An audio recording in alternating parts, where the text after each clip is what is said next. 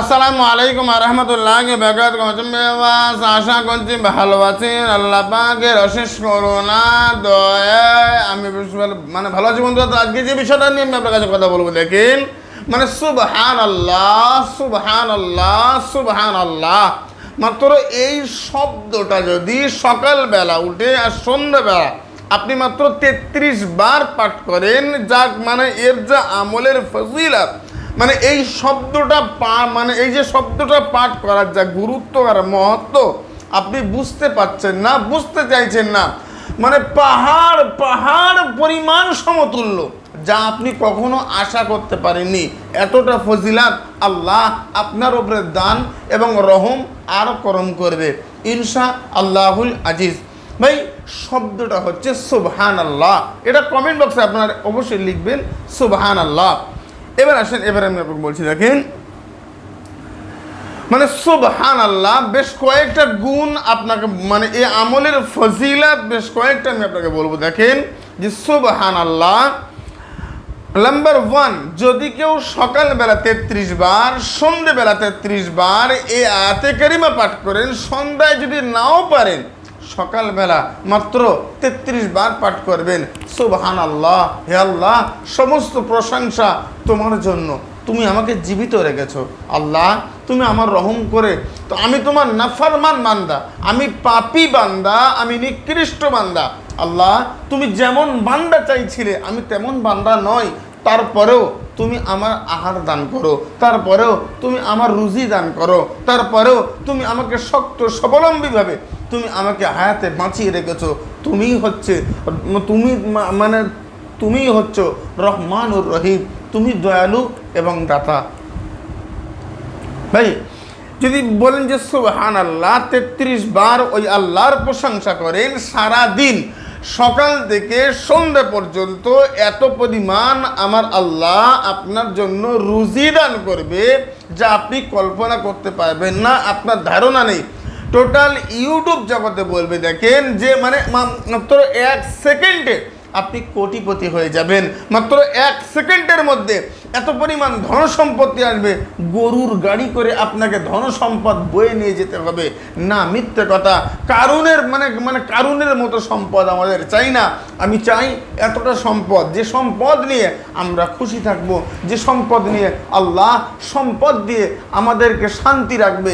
ধন সম্পদ সুখ চাই না, আল্লাহ আমরা শান্তি চাই। সুবহানাল্লাহ পাঠ করবেন সকাল থেকে সন্ধ্যার মধ্যে, আমার আল্লাহ অনেক পরিমাণ রুজি আপনার দেবে, যতটা লাগবে তার থেকে অধিক পরিমাণ রুজি আপনার দেবে। এবং এ কাজটা আজকের করবেন, আজকে রেজাল্ট কাল করবেন, কাল রেজাল্ট এখন করবেন, এখন থেকে ফলাফল আপনি দেখতে পাবেন, নিজে চোখে রেজাল্ট দেখে নেন। ভাই, ইসলামিক আমল তাফিজ বাংলা বাবা গোরাচাঁদ ইউটিউব চ্যানেল কখনো গল্পে বিশ্বাস করে না। বারবার একটা কথা বলে, কাজ করেন, কাজ হবে, তারপর বিশ্বাস করবেন, তার আগে বিশ্বাস করতে যাবেন না। ভাই, ইসলামিক আমল তাফিজ বাংলা চ্যানেল আল্লাহ এবং তার রসুলের কথা বলে। নাম্বার 2, যদি সকালবেলা উঠে যদি কেউ বলে সুবহানাল্লাহ মাত্র 33 বার যদি বলে সুবহানাল্লাহ, ভাই সকাল থেকে সন্ধ্যা পর্যন্ত, রাত পর্যন্ত, রাত্রে ঘুমাতে যাওয়ার আগ পর্যন্ত যত মানুষ আপনাকে দেখবে তত মানুষ আপনাকে সম্মান করবে। তার কারণ যে আল্লাহ আপনাকে সৃষ্টি করেছে, ওই আল্লাহর প্রশংসা করেছেন আপনি। আল্লাহ সমস্ত প্রশংসা তোমার জন্য, যে তুমি আমাকে সৃষ্টি করেছো, যে আল্লাহর সমস্ত সৃষ্টি তার। বুঝেন? তাহলে সুবহানাল্লাহ পাঠ করবেন 33 বার করে। যে আপনার সামনে পড়বে সে আপনাকে সম্মান করবে, হোক ছোট মানুষ, হোক বড় মানুষ, হোক এমনি মানুষ, মেয়ে মানুষ, ছেলে মানুষ, যেই হোক আপনাকে সম্মান করবে। আপনি প্রত্যেকের কাছে সম্মান পাবেন, তার কারণ আপনি স্বয়ং স্রষ্টার আপনি প্রশংসা করছেন, আল্লাহর প্রশংসা করবেন, আর আল্লাহ আপনার সম্মান বাড়িয়ে দেবে না, এটা হতে পারে না। ভাই আসেন, আমি আপনাকে বলছি, দেখেন সুবহানাল্লাহ সকালবেলা 33 বার এই আয়াতে কারিমা, এই ছোট্ট একটা দোয়াটা সকালবেলা আপনি পাঠ করবেন। আমি অবান্তর কোনো কিতাবের কথা বলছি না, শর্ষিনা পীর সাহেব রহমতুল্লাহ আলাইহির কিতাবের 3য় খণ্ডের কথা বলছি। আমি আপনাকে বলবো আমার যে কিতাবটা লেখা অলরেডি কমপ্লিট, মানে প্রিন্টিং চলছে। আগামী 2 মাসের মধ্যে আমি আপনার কাছে আপনার হাতে আমি ইনশাআল্লাহ তুলে দিতে পারবো ইনশাআল্লাহুল আজিজ। 2 থেকে 2.5 মাসের মধ্যে 1000 কিতাব অলরেডি মানে প্রিন্টিং হয়ে গেছে। তার মধ্যেও এ কথাটাও মানে সুবহানাল্লাহর আমলটাও দেওয়া রয়েছে, এবং ওখানে আমল তো শুধু আমল, আর বশীকরণ তো শুধু বশীকরণ, শত্রু দমন তো শুধু শত্রু দমন, বিচ্ছেদ তো শুধু সব বিচ্ছেদ। মানে মোট 7টা খণ্ড করেছি, 7টা খণ্ড, মানে একটা খণ্ডে এক ধরনের আমল পর পর পর পর পর পর 300+ পেজ রয়েছে। এখনও এটা সঠিক হয়নি কত পেজ হবে, তবে 300+ ইনশাল্লাহ।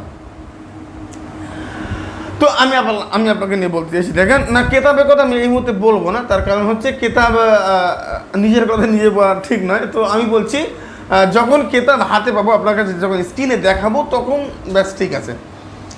এবার আমি আপনাকে বলছি, দেখেন ইসলামিক আমল ও তাবিজ বাংলা বলছে যে সুবহানাল্লাহ সকালবেলা মাত্র 33 বার যদি পাঠ করেন, তাহলে তারপরের ফজিলাত কী হবে আপনি বলেন? ভাই আমি আপনাকে বলছি, সুবহানাল্লাহ মাত্র 33 বার পাঠ করবেন সকালবেলা।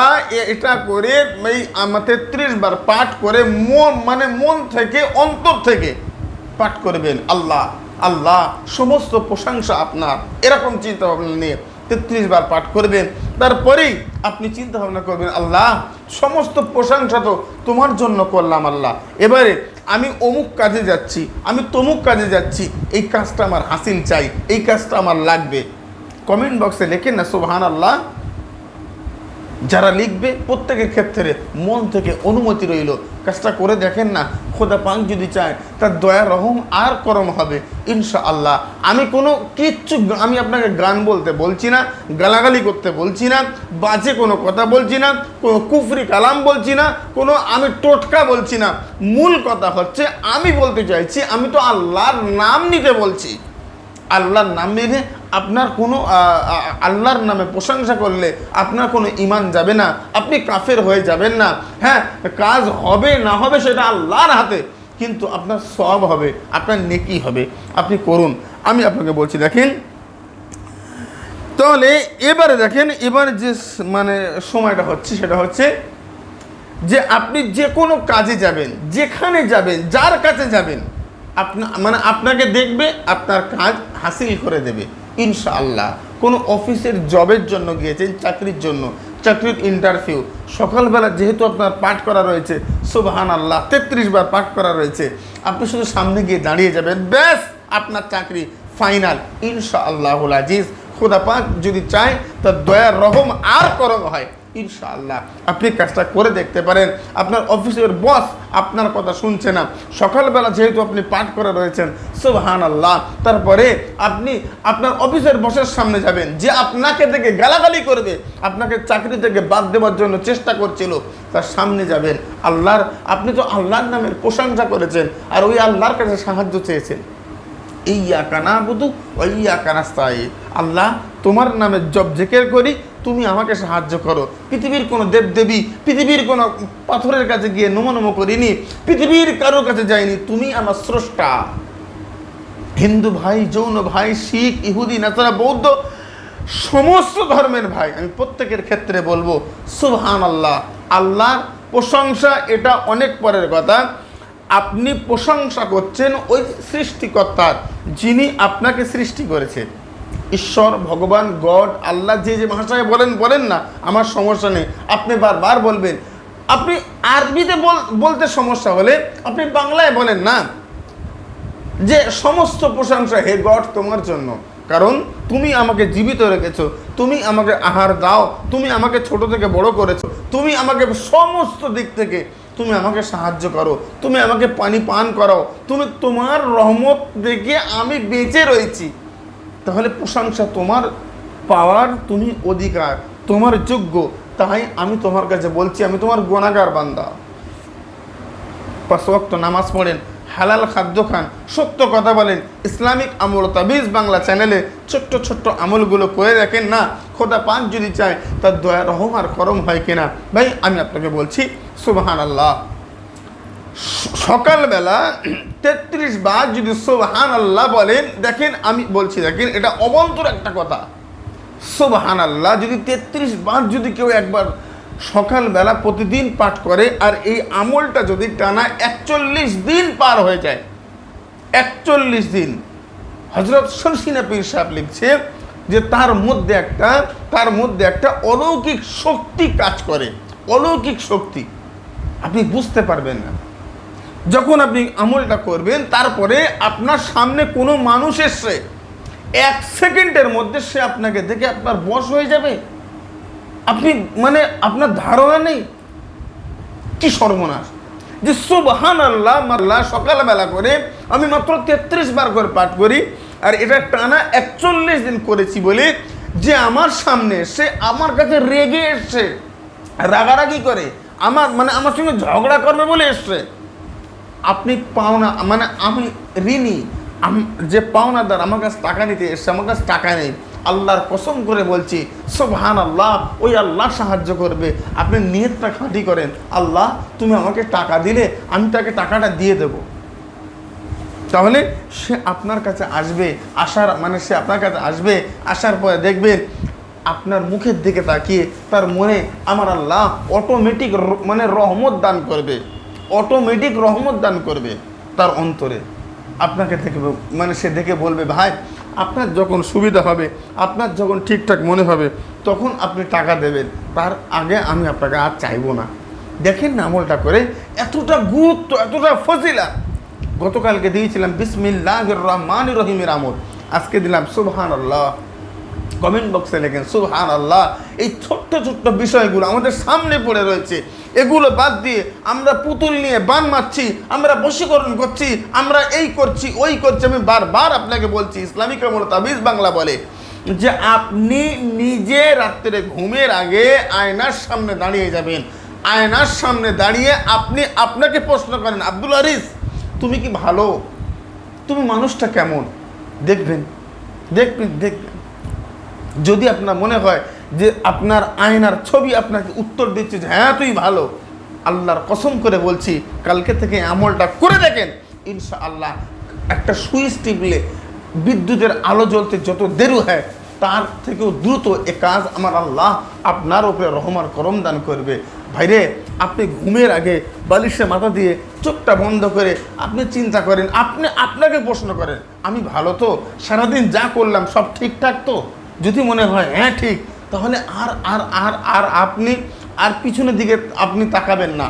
যদি মনে হয় ভুল, তাহলে আপনি জানেন, আল্লাহ জানে যে কোনটা কোনটা ভুল।